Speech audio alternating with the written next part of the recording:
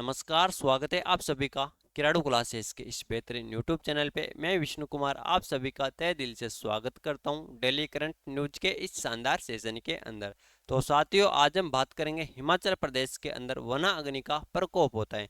अब हिमाचल प्रदेश के अंदर वना अग्नि का प्रकोप किस प्रकार से होता है, क्यों होता है, भारत सरकार के द्वारा कौन कौन से प्रयास किए जा रहे हैं वना अग्नि को रोकने के लिए, उन सब तथ्यों के बारे में आज की सेशन के अंदर हम जानेंगे।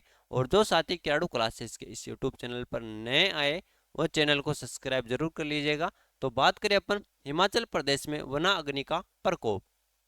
चर्चा के अंदर क्या होता है, हाल ही में हिमाचल प्रदेश में बड़े पैमाने पर वना अग्नि की घटना हुई है। जो हिमाचल प्रदेश साथियों, हिमाचल प्रदेश के अंदर बड़े पैमाने पर वना अग्नि की घटनाएं हुई है। अब हिमाचल प्रदेश के वन विभाग के अनुसार देखें तो इस आग से कुल 17,471 हेक्टेयर वन भूमि को क्षति पहुंची है, जिससे वन्य जीवों को भी काफी नुकसान हुआ है। जो वन्य जीव रहते थे वनों के अंदर उनको भी काफी नुकसान हुआ है। और साथ ही देखें तो 17,471 हेक्टेयर वन भूमि को भी काफी नुकसान पहुंचा है।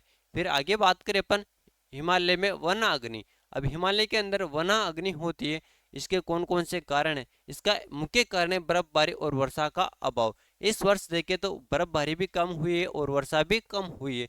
हिमालय में वन अग्नि की घटना प्री मानसून गर्मियों के दौरान होती है। जो ये वना अग्नि की घटनाएं साथियों ये प्री मानसून गर्मियों के दौरान होती है, जब बर्फ पिघलने से जल की कमी के कारण नमी की कमी हो जाती है। जब बर्फ पिघलने से जल की कमी होगी तो नमी की कमी हो जाती है। बर्फबारी और वर्षा मिट्टी की नमी बनाए रखने एवं वन भूमि को अत्यधिक सूखने से बचाने के लिए महत्वपूर्ण है। जो बर्फबारी है और वर्षा है, जो मिट्टी के अंदर नमी होती है उनको बचाने के लिए महत्वपूर्ण होता है। अब दूसरा कारण है शुष्क परिस्थितियां, बढ़ता तापमान, तापमान बढ़ता जा रहा है साथियों। जो वनों के सूखने में योगदान करता है, तापमान बढ़ता जा रहा है, जो क्या है जो वन है उनको सूखने के अंदर योगदान करता है।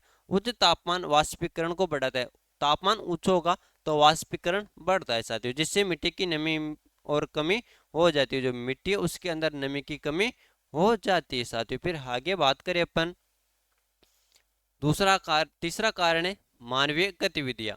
मानव गतिविधियां जैसे बिना देखरेख के कैंप फायर और फेंकी गई सिगरेट भी वना अग्नि के कुछ सामान्य कारण है। जो मानव है साथियों, मानव के द्वारा सिगरेट पी ली और वहाँ वन के अंदर फेंक दिया तो ये भी एक मुख्य कारण हो जाता है वना अग्नि को लेकर।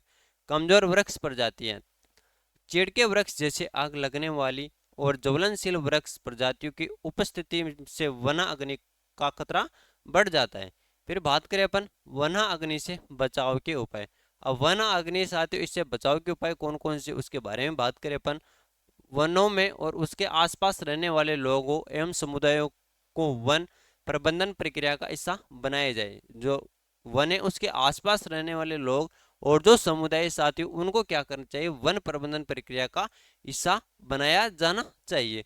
वनों के अंदर और सड़कों के किनारे अग्नि नियंत्रण रेखाएं कम से कम 10 मीटर चौड़ी बनाई जानी चाहिए तथा आग लगने की संभावना को खत्म करने के लिए उन्हें साफ कर रखा जाना चाहिए साथियों। जो वने वनों के अंदर और सड़कों के किनारे क्या करना चाहिए, अग्नि नियंत्रण रेखाएं बनाई जानी चाहिए, जिससे क्या आग लगने की संभावना हो उसे खत्म करने के लिए उन्हें साफ कर देना चाहिए। और ये जो रेखाएं बनाई जानी चाहिए साथियों ये कम से कम 10 मीटर चौड़ी होनी चाहिए। फिर आगे बात करें अपन और कौन कौन से उपाय।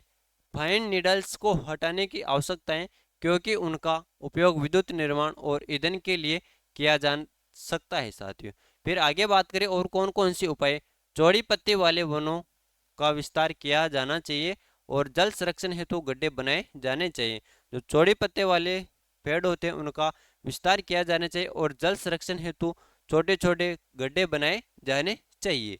फिर आगे बात करें अपन वना अग्नि को नियंत्रित करने के लिए भारत सरकार की पहल। अब वना अग्नि साथी वना अग्नि को नियंत्रित करने के लिए भारत सरकार के द्वारा कौन कौन से प्रयास किए जा रहे, कौन कौन सी पहल चलाई जा रही उनके बारे में देखें। वना अग्नि के लिए राष्ट्रीय कार्य योजना 2018 में शुरू की गई थी, जिसका उद्देश्य वनों के किनारे रहने वाले समुदायों को सूचित, सक्षम और सशक्त बनाकर तथा उन्हें राज्य वन विभागों के साथ सहयोग करने के लिए प्रोत्साहित करके वना अग्नि को कम करना है साथियों। फिर बात करें वन अग्नि निवारण और प्रबंधन योजना एकमात्र सरकारी प्रायोजित कार्यक्रम है जो वनाग्नि से निपटने में राज्य की सहायता करने के लिए समर्पित है।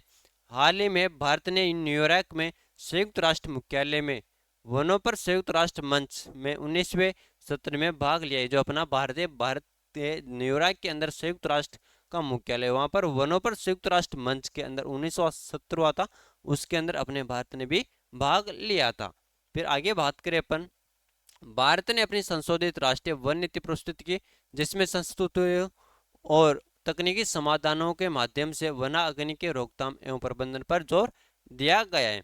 भारत ने वैश्विक अग्नि प्रबंधन हब के संचालन का प्रस्ताव रखा, जो वनाग्नि को कम करने में ज्ञान और अनुभव साझा करने के लिए यूएनईएफ और एफएओ द्वारा एक सहयोगात्मक प्रयास किया जाएगा। तो सभी साथियों का यहाँ तक के लिए बहुत बहुत धन्यवाद। Thank you, all the best, जय हिंद, जय भारत। फिर मिलते हैं एक करंट न्यूज के साथ।